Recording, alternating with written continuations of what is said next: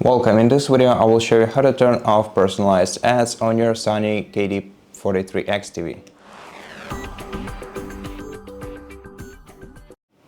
First of all, press the gear button on your remote control, then go to All Settings and navigate to Privacy menu on the sidebar.